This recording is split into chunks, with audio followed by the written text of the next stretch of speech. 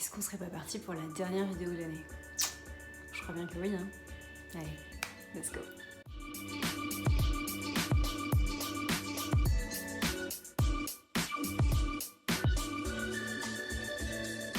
Bonjour à tous et bienvenue dans cette nouvelle vidéo. Aujourd'hui nous allons voir le pire et le meilleur de mes lectures de 2023. Simple, rapide, efficace, en tout cas on va faire tout pour.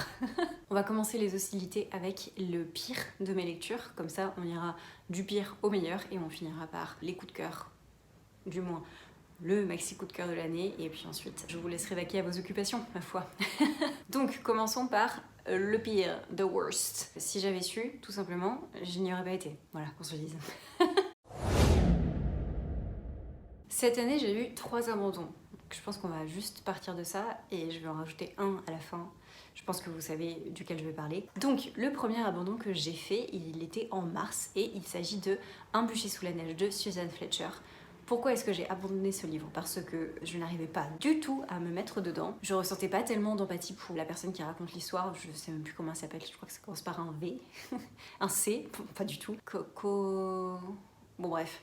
Tant pis, je n'arrivais pas du tout à ressentir d'empathie pour cette personne. Je n'aimais pas du tout le ton qui était employé, que je trouvais extrêmement lourd. Alors, encore une fois, et je me suis déjà répétée sur cette chaîne, mais bon, je le redis dans le doute. Encore une fois, je trouve que le ton est effectivement de mise parce que ce n'est pas des choses hyper simples qu'elle relate, voire même des choses d'une gravité assez conséquente. Mais j'arrivais pas en fait, c'était trop lourd, en fait c'est que c'était trop, vous voyez. J'avais l'impression d'avoir une espèce de chape sur moi et j'arrivais pas à m'en sortir. Et du coup, en plus, vu que c'est elle qui retranscrivait, elle avait le don d'y mettre vraiment du drama en plus. Même si encore une fois, je concède que c'est censé être le cas, je n'ai pas du tout accroché au ton employé et ça m'a même l'effet tout l'inverse. Ça m'empêchait de me mettre dedans, sachant que je savais pertinemment la finalité de l'histoire, ou du moins je m'en doutais. J'avais pas envie en fait, vraiment j'avais pas envie. J'ai fait plusieurs pauses quand j'ai commencé et j'ai eu du mal à m'y remettre. Je dis pas qu'une fois que je lisais, j'arrivais pas à enchaîner les pages, parce que là pour le coup, si vous comptez le lire un jour, sachez que ça se lit quand même bien malgré tout, hein. C'est juste, je pense que ça ne l'a pas fait pour moi tout simplement. Mais je voulais pas du tout y retourner. Et je crois que j'ai dû l'abandonner au un tiers, même pas. J'ai même pas lu un tiers, alors que d'habitude j'essaie quand même de pousser jusqu'à la moitié au max, voir ce que ça vaut et que je me fasse un vrai avis. Mais là, je n'arrivais pas et je me disais, mais Riddler, t'es en mars, il y a tellement de livres dans ta palle qui t'attendent, qui valent le coup pour toi d'être lus et que t'as envie vraiment de lire et de te plonger dedans. Là, tu vas juste, en plus, je venais de sortir d'une panne de lecture 1 mois et demi plus tôt, donc autant vous dire que j'avais pas trop envie de m'y replonger, j'avais juste envie de faire ce que j'aime, c'est-à-dire lire avec plaisir et surtout envie. Donc j'ai tout simplement décidé d'arrêter, et puis grand bien m'en fasse, puisque je n'ai jamais voulu remettre les pieds dedans. Et je pense que je n'y remettrai jamais les pieds, tout simplement, malgré les excellents avis que ce livre a. Donc encore une fois, ce n'est que mon humble avis. De toute façon, tout ce que je vais dire, et vous le savez très bien, je l'ai déjà dit plusieurs fois sur la chaîne, mais moi ce que je vous relate, ce n'est pas objectif, c'est totalement subjectif. Tous mes goûts, que ce soit en bien ou en mal, sont par mon propre prisme à moi. Donc ne vous prenez pas ma parole comme sainteté, pas du tout. Il y a des gens qui ont adoré ce livre et grand bien leur face, et je suis sûre qu'il y aura d'autres gens qui vont l'adorer plus tard et ce sera super pour eux. Écoutez, voilà, ça ne l'a pas fait pour moi, c'est pas grave, tant pis. S'il y a des personnes qui veulent le lire, dites-le moi, parce que j'ai un exemplaire sur les bras dont je ne me servirai pas puisque je ne compte pas le lire. Il est neuf parce que je l'avais acheté pour quelqu'un de base et cette personne s'est déjà fait offrir, donc voilà, c'est tout met à l'eau. Mais si vous voulez cet exemplaire, s'il y a beaucoup de gens intéressés, je peux faire un concours comme ça donnera la chance à tout le monde. Ou alors s'il y a qu'une personne qui dit bah, moi je le veux bien, écoutez, dites-le moi. Si vous êtes dans ma vie, c'est encore mieux. Si vous êtes ailleurs, je vous l'enverrai. Ce sera un petit cadeau de Noël. Voilà, tout simplement. Donc oui, oh, c'est fou quand même de s'étaler à ce point, hein. C'est grave. J'en ai marre de moi, je vous jure. Qu'est-ce que je disais déjà? Oui, donc je l'ai abandonné très tôt. On en était là. J'ai pas trop accroché non plus à cette histoire qui se passe en fond avec 2 rois différents. Il y a des camps qui se font, cet esprit très religieux en arrière-plan, ce mec qui vient l'interroger, qui écrit à sa femme. Je le trouve un peu dénigrant déjà de base. Alors après, je me doute que son avis va changer au fur et à mesure qu'il va découvrir l'histoire de cette femme. Non, mais j'arrive pas à ce livre, vraiment, je n'ai pas réussi et j'ai arrêté. Et c'est tant mieux, et j'en profite pour vous le dire encore une fois ici, s'il y a un livre qui ne vous plaît pas, que ça n'est pas pour vous, que ça ne fonctionne pas, arrêtez. Ça ne sert à rien. Il y a plein d'autres livres dans la vie qui fonctionneront bien mieux pour vous. Arrêtons de perdre notre temps sur des livres qui ne nous plaisent pas à nous. Voilà. Le second livre que j'ai abandonné et dont je vous ai aussi parlé plusieurs fois, il s'agit du tome 2 des chroniques de l'érable et du cerisier. Je ne me rappelle plus du nom et je ne l'ai plus en physique, donc ça va s'arrêter là. Pourquoi je l'ai abandonné? Il me semble que je vous l'avais assez détaillé une première fois et j'étais revenue un petit peu vite fait une seconde fois, donc je vais m'étaler une dernière fois et ensuite on n'en parlera plus jamais, promis. Pourquoi est-ce que je l'ai pas aimé? J'ai plusieurs raisons. Premièrement, le scénario, la construction de l'histoire, comment l'autrice gère son histoire, ça ne va pas du tout. Je trouvais que ça tournait autour du pot, que ça n'allait jamais à l'essentiel. En fait, si vous voulez, voilà, je vais vous faire un schéma. Là, j'ai le noyau de l'histoire, ok? L'autrice, elle fait ça. Hop, et elle repart, et hop, elle repart, et hop, elle repart. Et je vous jure que ça m'en ouf. Pourquoi est-ce qu'on ne se met pas dans l'histoire ou sur l'histoire, où je m'en fous, est-ce que vous voulez être, mais genre sur le centre là? Arrêtez de tourner autour, c'est insupportable. Ah, je vous jure, ça m'a saoulé ce genre de choses. Le tome 1, c'est que ça. On part sur une quête qui a l'air trop cool avec un petit garçon qui se retrouve à la rue, qui a plus de chez lui parce qu'il s'est passé des choses. Il va devoir se débrouiller par lui-même. Il y a une sorte de quête pour retrouver des armes qui sont super puissantes pour battre le samouraï qui est sur le trône. Et on a toute cette histoire sous-jacente. Donc ça a l'air trop bien. Et en fait, on suit sans exagérer, les 3/4 du livre, un théâtre dans un centre-ville. Oh. Et le second tome, et bah guess what, le perso est reparti sur les routes avec ses compagnons. Et au lieu de repartir encore sur cette quête que je vous ai dite qu'elle a l'air super cool, eh bien non, on s'arrête dans un monastère, il me semble, et on y reste. J'étais arrivée à la moitié du livre et j'ai fait... C'est bon, ça me saoule, à un moment donné, il faut y aller. Je n'ai pas eu cette sensation vraiment de retranscription d'ambiance asiatique outre mesure. Ça ne m'a pas fait plonger dans l'Orient du tout. J'ai pas eu cette sensation vraiment d'être dépaysée en le lisant, juste largement ennuyée. Qui plus est, je rajoute que le personnage principal est juste abject. Donc, ça n'aide pas du tout, puisqu'il est hyper égocentrique, il s'en fout des autres, il n'a aucune reconnaissance pour son entourage et ses compagnons qui essayent de l'aider vraiment du mieux qu'ils peuvent, et qui plus est ça fonctionne plutôt bien, et il a toujours un reproche à leur faire, il est toujours hyper aigri, il est désagréable. Je n'aime pas du tout ce personnage, donc autant vous dire que forcément ça n'a pas aidé, hein. Et quand j'ai vu qu'on était parti sur 4 tomes au moins, je sais pas s'il y a une suite encore après, mais que vraiment voilà, ça m'a saoulée, j'ai juste arrêté. Et encore une fois, c'est pour le mieux parce que je n'ai pas du tout eu envie de replonger dedans.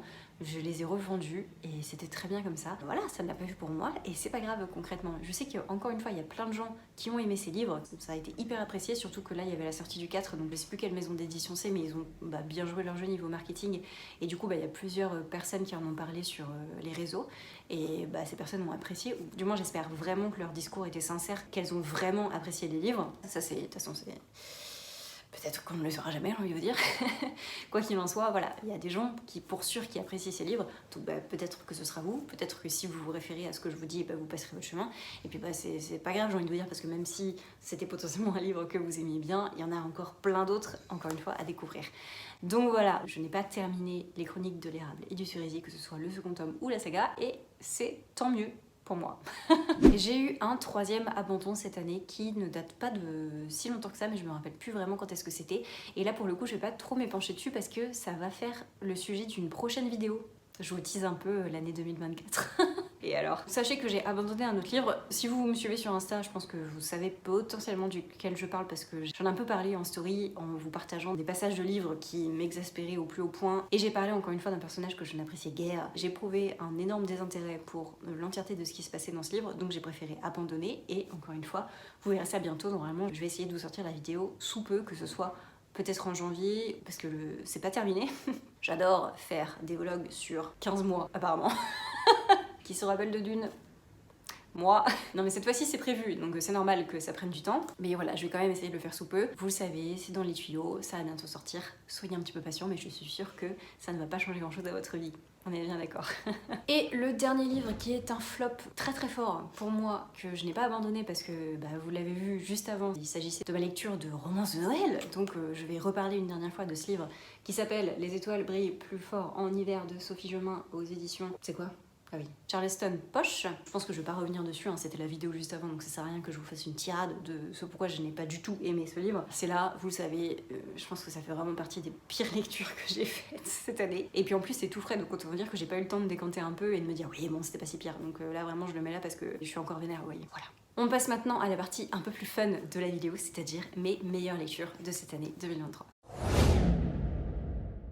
Comme l'année dernière, je vous ai fait un classement dans mes meilleures lectures, donc du moins bon, même si du coup, c'est bizarre de dire ça, vu que c'est les meilleures lectures.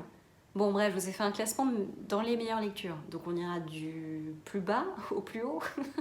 Vous avez compris. Oh, je trouve ça très paradoxal. Mais bon bref. J'y ai réfléchi un petit peu et comme je vous disais dans mon bilan que je vous ai sorti il y a, je sais pas quand est-ce que c'était pour vous, mais pas longtemps, j'ai hésité à faire cette vidéo parce que j'ai pas eu d'excellentes lectures, ou du moins j'en ai eu quelques-unes, mais ça se compte sur les doigts d'une main, je trouve. L'année dernière, j'avais dû faire un tri et je voulais pas vous spammer de ouf, donc j'avais fait déjà un tri dans mes excellentes lectures et je crois qu'il y en avait déjà plus de 5 pour sûr, 5, voire 7, bon je sais plus, bref. Là cette année il y en a moins parce que encore une fois j'ai pas eu une année de folie au niveau de mes lectures, même si j'ai énormément lu pour moi, mais c'était pas incroyable. Bref, je voulais quand même malgré tout, même si ce livre n'a pas été un coup de cœur parce qu'il y a une thématique qui m'a moins touchée que tout le reste. Il s'agit des Frères K de DJ Duncan aux éditions Monsieur Tous en ouverture. J'en profite encore pour vous parler de cette maison d'édition qui pour moi est toujours la première dans mon cœur. Je l'aime vraiment très très fort. C'est une maison d'édition qui me tient vraiment beaucoup à cœur et dont je vous reparlerai chaque année pour sûr. Je vais vous rabâcher les oreilles concrètement.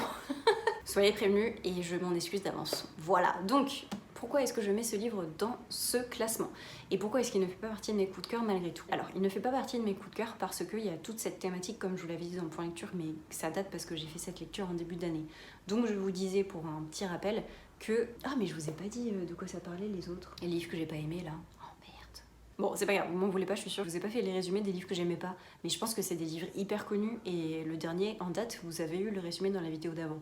Donc, ça va, c'est pas si pire. Pour ce livre-ci, on va suivre la famille Chance sur une vingtaine d'années à peu près. On va commencer quand les enfants sont assez petits et ensuite quand ils deviennent adultes avec la guerre du Vietnam qui est grandissante et qui va prendre une part de plus en plus importante dans le livre. Le narrateur est un des fils puisqu'il y a 4 fils et 2 filles, donc c'est une grande famille de 6 enfants avec 2 parents, une mère qui est très engagée dans sa paroisse et très engagée religieusement, et un père qui est un joueur de baseball pratiquement pro, qui vraiment est une étoile montante dans le sport, avec un talent inné qui est indéniable pour tout le monde, et en fait ce père va se blesser malheureusement, et sa carrière va être coupée courte, donc du coup il va se retrouver à devoir continuer à travailler pour nourrir sa famille, et en fait il va être au début dans une aigreur parce qu'il sera passé à côté de sa carrière et qu'il aura difficilement du mal à s'en remettre. Et en fait toute cette première partie de livre, c'est le narrateur, on a toujours le fils, mais on est vraiment concentré sur le père et sur sa reconstruction, et du coup on parle beaucoup de baseball, même si c'est pas inintéressant. Alors moi personnellement j'ai pas eu du mal en fait à continuer ce livre et à continuer ma lecture, même si cette partie baseball m'intéressait beaucoup moins que tout le reste, hein, je vais pas vous mentir, et c'est pour ça que c'est pas un coup de cœur pour le coup, mais je sentais qu'il y avait quand même cette émotion sous-jacente, et c'était quand même hyper touchant malgré tout parce que c'était vraiment criant de vérité, et on avait envie de continuer, de voir où ça menait, parce que l'auteur a réussi à créer des personnages qui sont hyper hauts en couleur, qui ont chacun une personnalité vraiment à part entière, et de les voir grandir et de les voir évoluer vers des chemins différents, c'était hyper intéressant, même s'il y a effectivement cette partie baseball qui était un petit peu moindre dans mon intérêt. Et plus ça va, plus le récit prend ce parti pris de la guerre qui est grandissante et des enfants qui évoluent. Et ces enfants ont des avis et des idéaux qui divergent complètement. Et en fait, on va se retrouver face à cette famille qui va essayer de composer avec chaque être qui compose celle-ci, chaque idéologie que ces êtres ont. Et du coup, forcément, vous vous doutez bien que les idéologies, elles vont être confrontées les unes aux autres et il va y avoir des grands débats, des grosses effusions, des désaccords profonds et aussi du soutien émotionnel.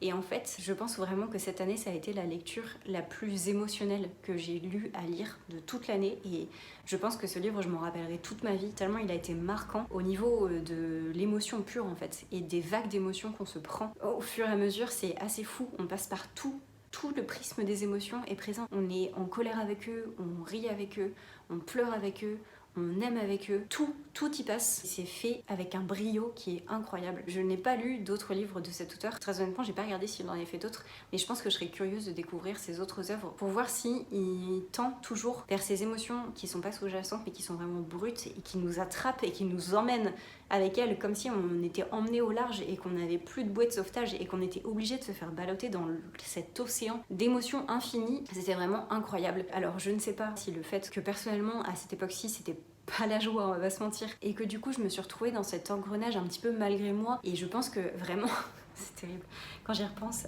À la fin, vraiment toutes les 15 pages j'étais en train de pleurer, c'était terrible.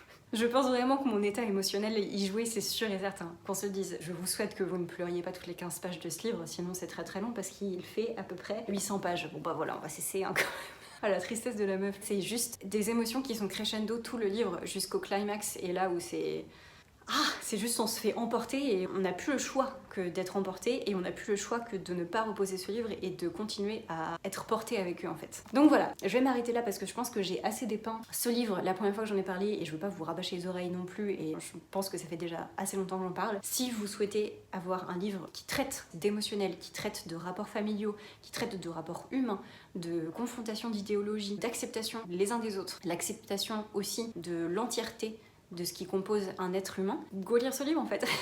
Je l'ai vraiment pas du tout vu passer sur les réseaux. Je pense que ce livre mériterait d'être plus lu, plus découvert, en sachant qu'en plus, si vraiment le format, je ne sais pas à combien il est. Si ça vous intéresse, vous avez Monsieur Toussaint Louverture qui a sorti cet ouvrage dans sa collection Les Grands Animaux, donc en format poche, donc forcément moins cher que le grand format, vous vous doutez bien. Après, moi personnellement, je l'ai trouvé d'occasion. Comme d'habitude, j'ai envie de vous dire, il y a grave moyen que vous le trouvez d'occasion aussi, je pense. Bref, je m'étale.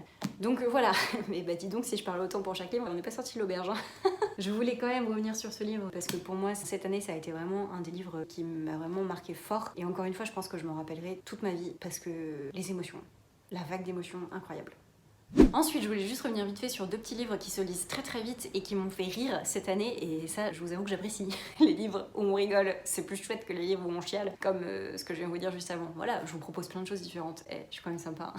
J'en ai déjà parlé plusieurs fois, il y en a un qui est dans mon point de lecture précédent, donc je vais pas m'attarder plus que ça. Le premier, on a Le problème avec les femmes de Jackie Fleming aux éditions d'Arjo. J'ai fait du coup un compte rendu sur mon point lecture qui vient de sortir, donc ça ne sert à rien que je revienne sur ce livre puisque bah, ça doit être tout frais dans votre tête si vous avez eu le point lecture, et si c'est pas le cas, bah écoutez, je vous invite à aller le voir, c'est celui qui est juste avant. Voilà, c'est pas très compliqué normalement, et vous avez des chapitrages pour aller précisément sur le livre en question. Et le second, je vais pas m'attarder beaucoup plus non plus parce que je vous en ai aussi parlé plusieurs fois. Il s'agit de Fangs de Sarah Anderson aux éditions 404. On suit l'histoire de Elsie qui est un vampire qui va rencontrer Jimmy qui est un loup-garou, et ça va juste être leur petite histoire d'amour plutôt cocasse, vous vous en doutez bien. Ça va être plein de petites scénettes qui sont super drôles, et personnellement j'ai vraiment beaucoup apprécié.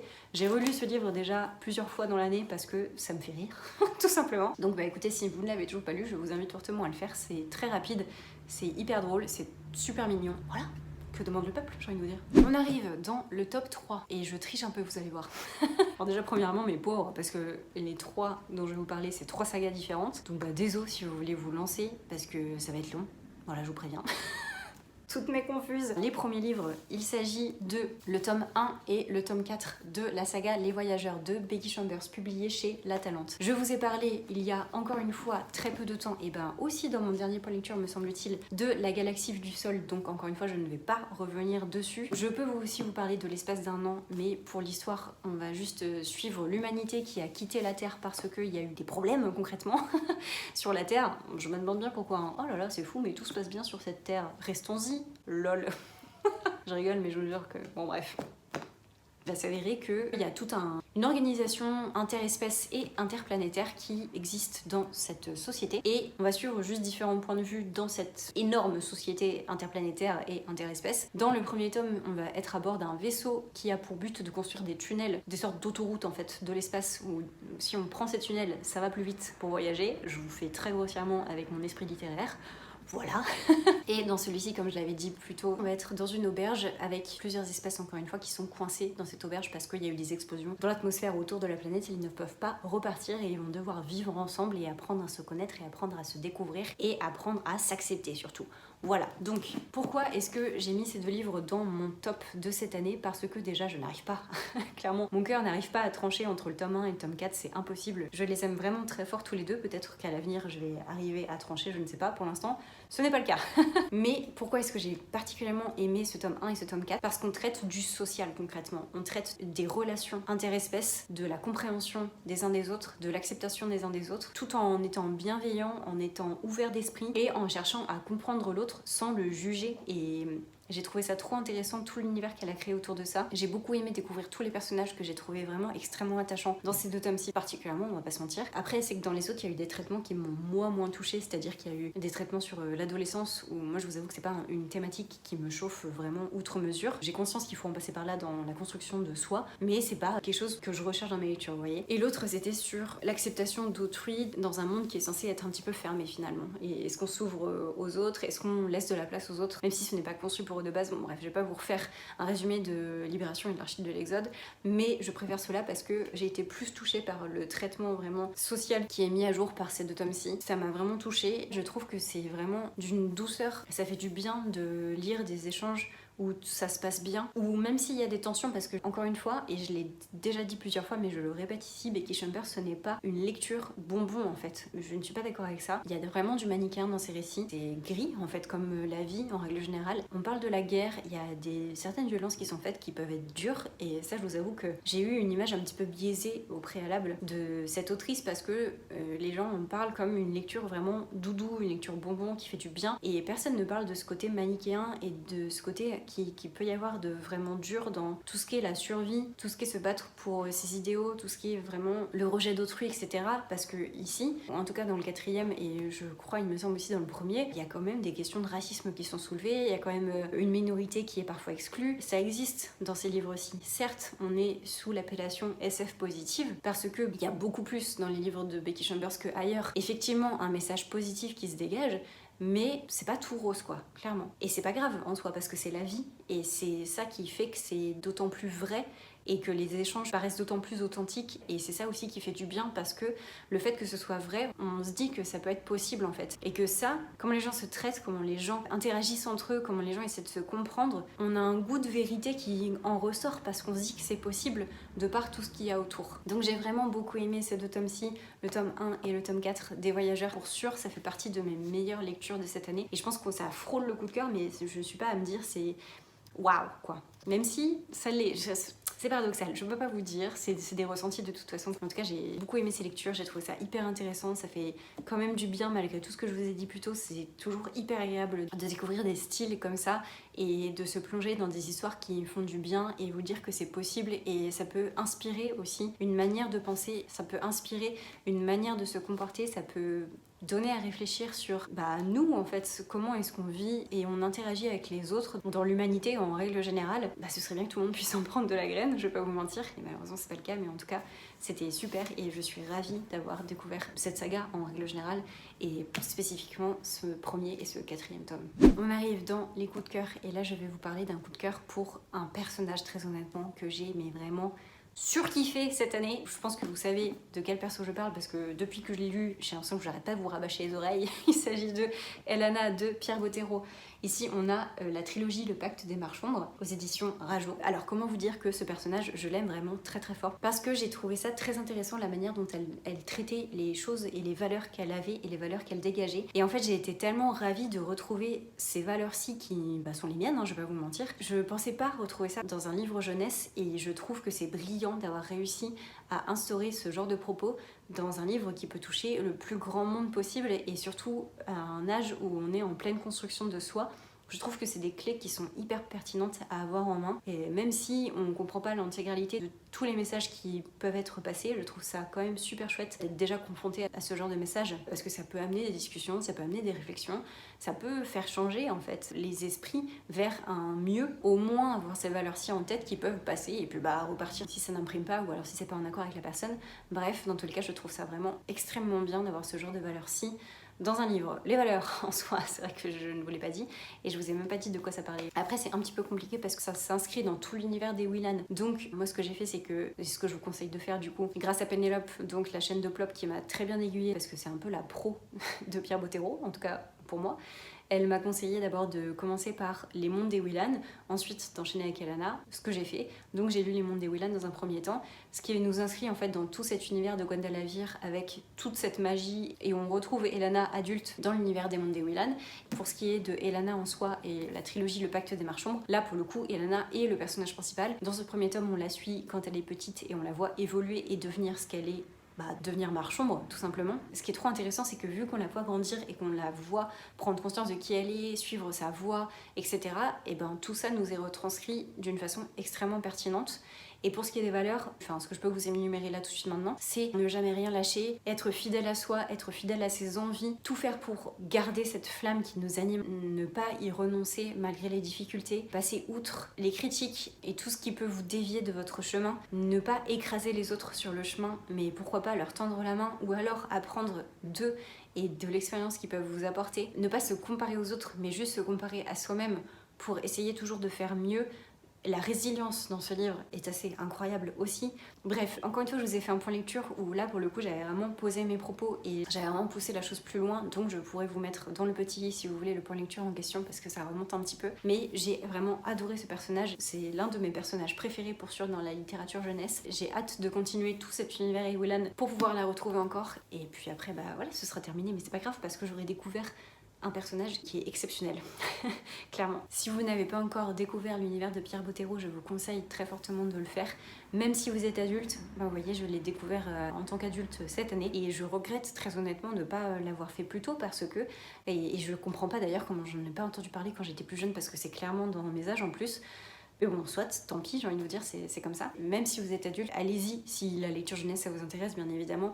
Encore une fois, comme je pense que vous le savez maintenant, c'est pas mon genre de prédilection parce que j'en lis pas 15 000 non plus, hein, clairement, qu'on se le dise, c'est un fait. Mais pour le coup, quand il y en a vraiment qui sont pertinents et qui, je trouve, valent le coup, ça me fait vraiment extrêmement plaisir de les découvrir et de me plonger dedans. Et j'arrive à retrouver un petit peu cette âme d'enfant. Et ce qui est trop cool, c'est que vu que je suis adulte, j'ai ma seconde lecture d'adulte qui me permet aussi d'avoir un recul sur la lecture et quand du coup je trouve des pépites comme ça et ben je m'en rends encore plus compte et je trouve ça trop bien quoi, vous voyez. Voilà, tout ça pour dire que Elana c'est vraiment un personnage de zinzin, je l'adore et je pense que je l'adorerai tout le temps parce que je suis en accord avec tout ce qu'elle fait. Vraiment il n'y a aucun point où je suis pas d'accord avec elle, où je suis pas d'accord avec ce qu'elle transmet, ce qu'elle dit, les choix qu'elle fait, les actions qu'elle a.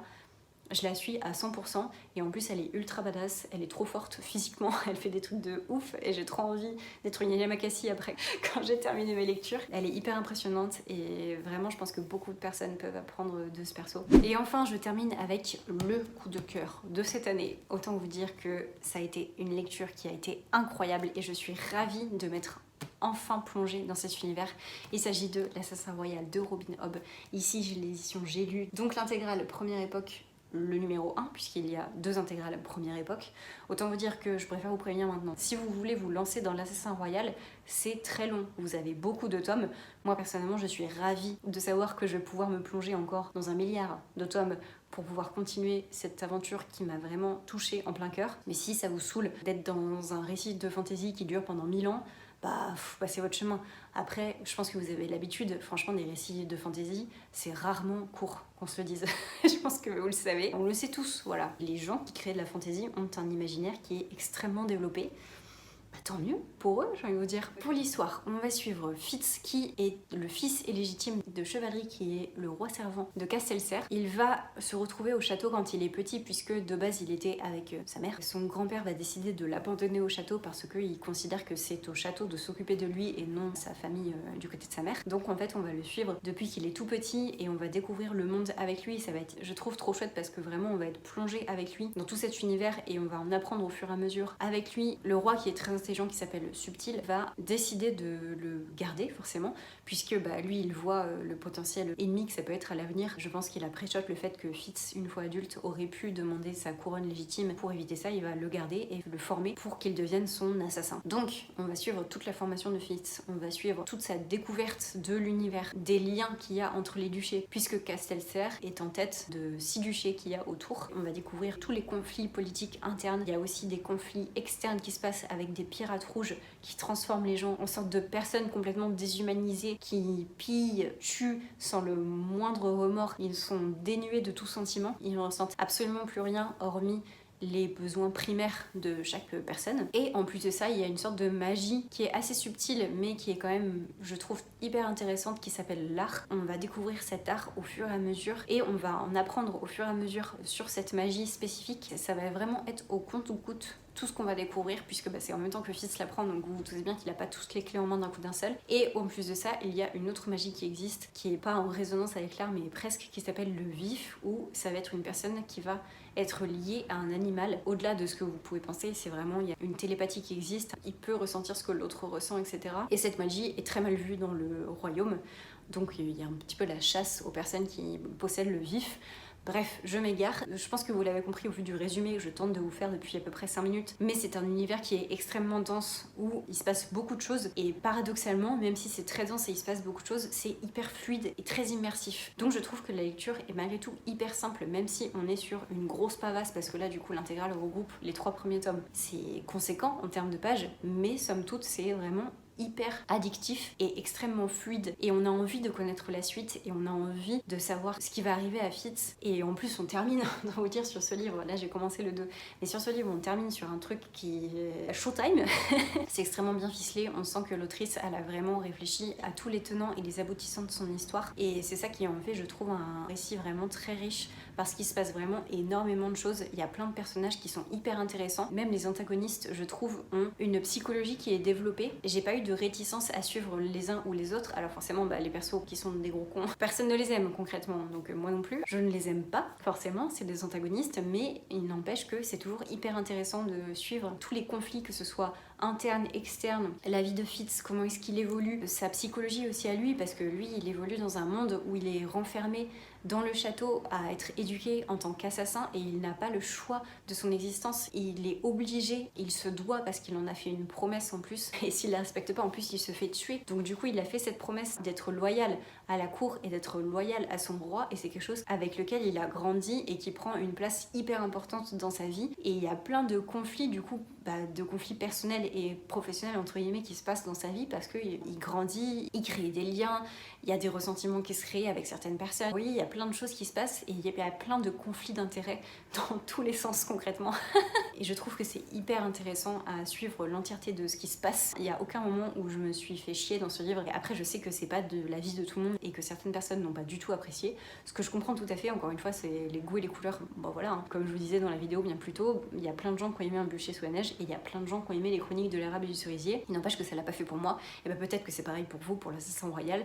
Dans tous les cas, si vous l'avez pas lu et si vous pensez qu'on a peut-être les mêmes goûts, que la fantasy ça peut vous plaire et que vous n'avez pas peur de vous lancer dans beaucoup de tomes, franchement je ne peux que vous conseiller l'Assassin Royal, qui est vraiment mon coup de cœur de cette année 2023. Je suis ravie d'avoir débuté, je n'ai aucun regret d'avoir entamé une saga qui n'en finit plus, parce que je sais que ça va être une délectation à chaque tome et que je vais avoir un plaisir certain à me replonger dedans à chaque fois, c'est une certitude. Donc voilà.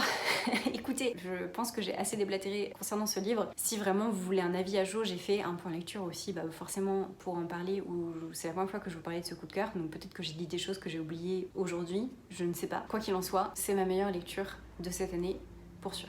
Et ben voilà. J'en ai terminé pour ce résumé de mes pires et de mes meilleures lectures de cette année 2023. C'était la dernière vidéo de cette année. Forcément on se retrouve la semaine prochaine je pense pour une nouvelle vidéo en 2024. J'espère très honnêtement que vous avez eu une merveilleuse année de lecture, et j'espère que vous aurez une tout aussi bonne voire meilleure année de lecture en 2024. N'hésitez pas à me partager votre top à vous en commentaire, je vous avoue que je suis un petit peu curieuse honnêtement de savoir ce qu'il en est de votre côté, et puis pourquoi pas suivre vos recommandations, ce serait chouette aussi. Tiens, c'est peut-être une idée de vidéo ça d'ailleurs, un joli vos livres préférés. Je prends note. Il va me falloir du temps, je garde dans les tuyaux, je pense que ça peut être pas mal. Dans tous les cas, j'espère que vous avez apprécié cette vidéo. Encore une fois, même si vous êtes en désaccord avec ce que je dis, vous pensez bien que ce n'est pas contre vous que je l'ai dit. C'est juste, je le répète, un avis subjectif, et ce sera toujours le cas. Prenez-le comme tel. Vous savez que tous les goûts sont dans la nature, ne vous offusquez pas parce que nous ne sommes pas d'accord, c'est pas grave. Du tout. Sur ce, je vais arrêter de vous tenir la jambe, et puis je n'ai plus qu'à vous souhaiter d'excellentes lectures, et on se dit à très bientôt. Bisous.